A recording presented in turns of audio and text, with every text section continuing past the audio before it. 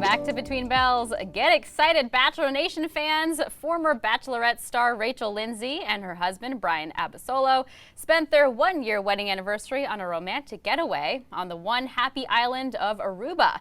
Here to tell us about their time away together, life in quarantine, and upcoming projects are Rachel and Bryan. Great to have you both with us today. Congratulations on 1 year. How did you guys settle on Aruba as a place to celebrate, and what was the travel experience like, since so many of us are wondering what it's like to travel right now?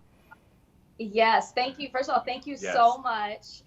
We can't believe it's been a year. It seems like it was just yesterday, honestly. Time has flown. Yeah, it really has. But we definitely wanted to travel for our anniversary, and with everything that happened this year, we wanted to make sure. I mean, at first we were hesitant. We were like, we don't know if we should do that. But then we wanted to make sure that if we did do it, we did our research, and we would be going to a country where we knew that they would have safe protocols in place, not just for us, but for the citizens that live in that country. So it was definitely a process to make it happen to Aruba. Yeah, and I think safety obviously was a big concern, but I think also we wanted to go somewhere where we could relax and somewhere that was going to be really romantic, since we're celebrating such a big occasion. Yes. For all those who are wanting to go to Aruba, which you should, I mean, look at the pictures alone. They definitely made us take a COVID test within 72 hours of the flight. And they made us show our paperwork prior to getting on. And then once we got off, we had to go through a medical screening, and they had to take our temperature. And I mean, it was very, very strict guidelines that had to be followed, but it definitely made us feel safe. Like everybody was wearing masks. I mean, you pretty much got on that island and you felt, wow, everybody that has gone through the screening process. Yeah. Like everybody's negative, like we're good. Yeah. That's how we felt. It gives you kind of that mental peace, I guess, while you are on your vacation. Yeah. But obviously this first year of your marriage, not what you expected. There was a pandemic, renewed conversations around racial and social injustices. And I know you guys have had some challenging conversations together as an interracial couple. So Bryan, talk to me about some things that perhaps you learned about Lindsay during this time, especially since you've probably had to have conversations that you otherwise maybe would not have had. Yeah, I think I've just learned a lot about Black culture.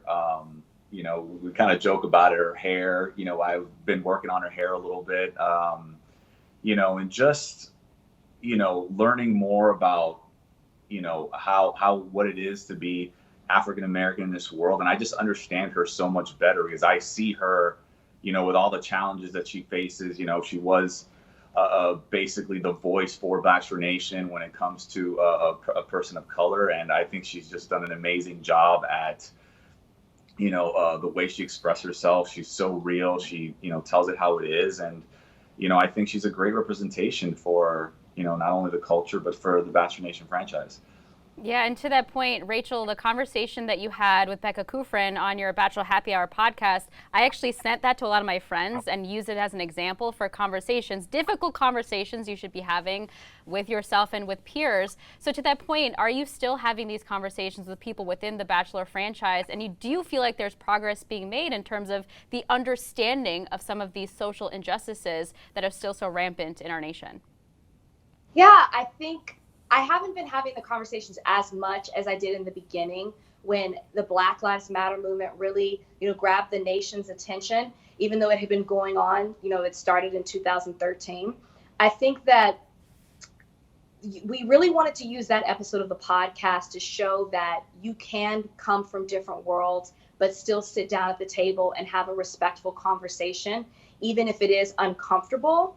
And I think that Becca and I did that well, even if it did get very emotional. And I haven't really had those conversations as much as I did in the beginning, like I was saying with Bachelor Nation. But I continue to have those discussions on my podcast, Higher Learning, that I do with Van Lathan.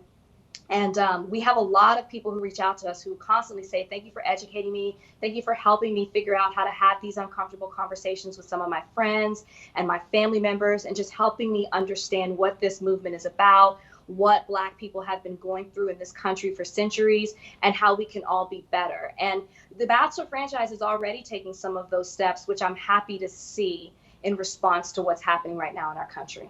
Yeah, and you know, in some cases, and you have called the casting of Matt James as the first Black Bachelor as in some ways a knee-jerk reaction from the franchise. We are seeing Tayshia Adams obviously as the new Bachelorette, but what do you both hope to see from the Bachelor franchise to prove that we are seeing systemic change to the franchise and not just seeing some of these immediate reactions as a result of the conversations that are happening right now?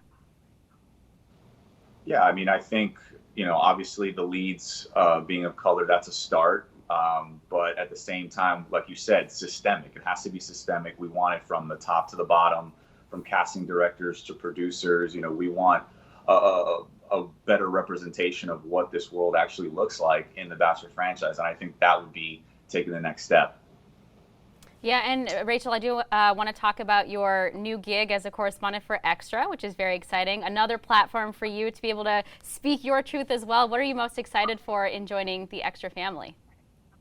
Yeah, I've always been a fan of Extra. I've worked with them as a special correspondent since the end of last year. And what I think I'm most excited about is to have a voice, or use my voice and use this platform to speak on things outside of Bachelor Nation. Of course, I'm still going to give my opinion on that, whether people like it or not.